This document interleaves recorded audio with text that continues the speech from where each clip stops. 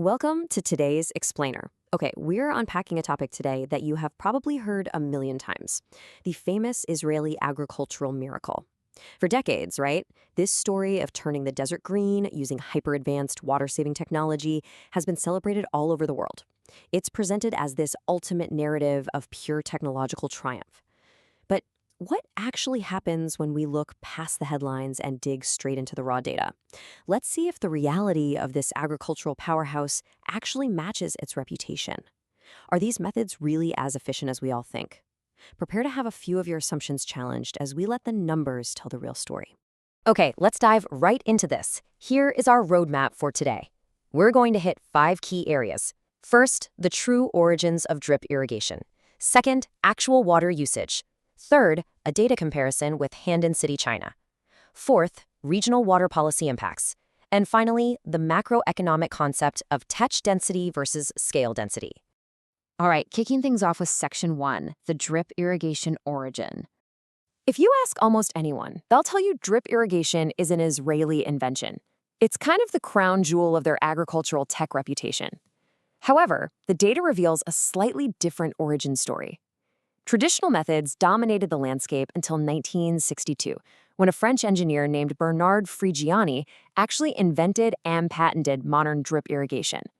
It was post-1962 that Israel adopted the technology and became, frankly, incredibly successful at commercializing it globally. Now, while Israel absolutely deserves credit for scaling the business side of things, the source points out that the foundational miracle technology itself was an imported invention. And that little fact kind of sets the stage for a broader reassessment of the data, which brings us to Section 2, analyzing true water usage. Because, well, if the technology is meant to be the ultimate water saver, the consumption data really should reflect that, right? Now, what's really interesting about this is the sheer contrast in the numbers. When we look strictly at artificial irrigation, so we're excluding natural rainfall here, Israel's annual water consumption per irrigated acre sits somewhere between 350 and 1,500 cubic meters. But let's compare that to the arid North China region, specifically provinces like Hubei and Shanxi. They use traditional flood irrigation, a method that is often heavily criticized as inefficient. Yet, they only consume 200 to 250 cubic meters per acre. And what makes this even more startling? North China is growing incredibly thirsty crops, like summer corn and winter wheat. Israel mostly grows less thirsty wheat and barley, almost no corn or rice, and yet their water usage per irrigated acre is anywhere from 5 to 7 times higher than North China's. It's a massive difference. So this massive agricultural thirst obviously has to be quenched somehow, and a really significant portion comes from the region's natural water bodies. The immense pressure placed on the Jordan River is a perfect example of this. Back in the 1950s, the river's upper basin saw an annual flow of 1.5 to 1.8 billion cubic meters.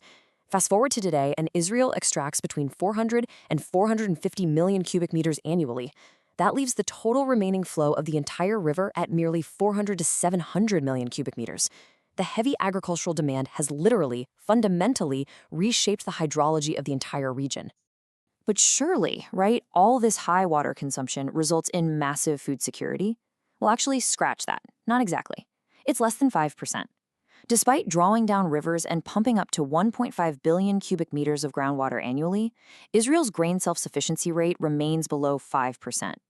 They only produce around 150,000 tons of grain a year. That means they have to import over 3 million tons of grain annually just to meet their basic domestic demand.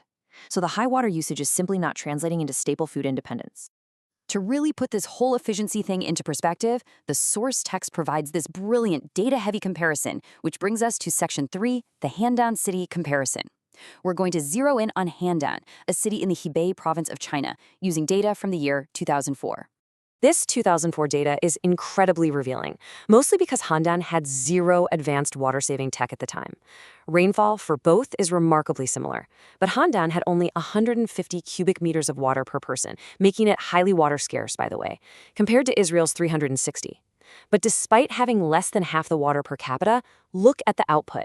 Handan produced nearly 4 million tons of grain compared to Israel's 150,000. And they achieved that crazy output using just 168 cubic meters of water per irrigated acre. That is drastically lower than Israel's 350 to 1,500 range. And get this, Handan didn't just stop at grain. That exact same year, with significantly fewer water resources per capita and much older technology, Handan yielded almost 6 million tons of vegetables. They produced over 120,000 tons of highly water-intensive cotton. And at the exact same time, they powered a massive heavy industry sector, churning out 7 million tons of cement and 12 million tons of crude steel. The sheer scale of output achieved with far less per capita water strongly challenges that whole narrative that the Israeli model is the absolute pinnacle of resource efficiency.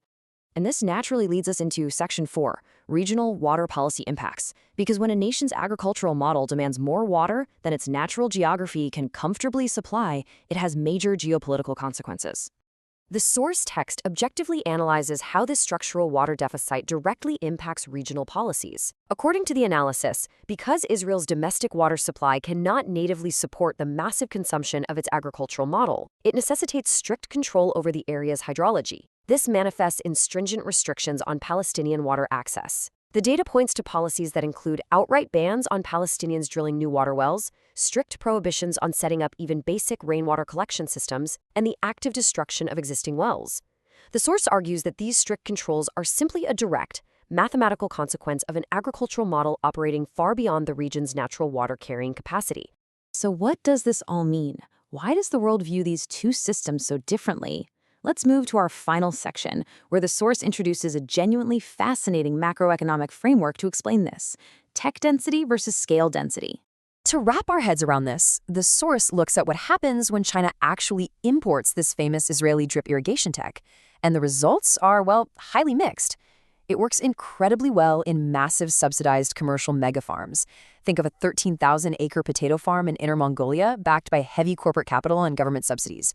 But for the average, everyday small farmer growing staple grains, it completely fails. The imported Israeli equipment costs 3 to 5 times more than domestic versions. On top of that, the thin drip tapes wear out in a single season, filters need constant replacing, and local water with high mineral content just clogs the advanced emitters. The average farmer literally cannot recoup the high, continuous capital investment required to keep the system running. And this brilliantly illustrates the core difference between the two models. The Israeli model relies on tech density. It's absolutely perfect for a nation with a small population, limited land, and highly concentrated capital. The entire focus is on creating high-end, niche technological solutions. The Chinese model, on the other hand, is defined as scale density. It's built from the ground up for a massive population across highly varied geographical scenarios. Its superpower isn't necessarily inventing a shiny new gadget, right? It's about optimizing a full supply chain to bring costs way down so that millions of people can produce output at a massive, incredibly efficient scale. The source actually encapsulates this mismatch perfectly using an old Chinese idiom, Handan learning to walk.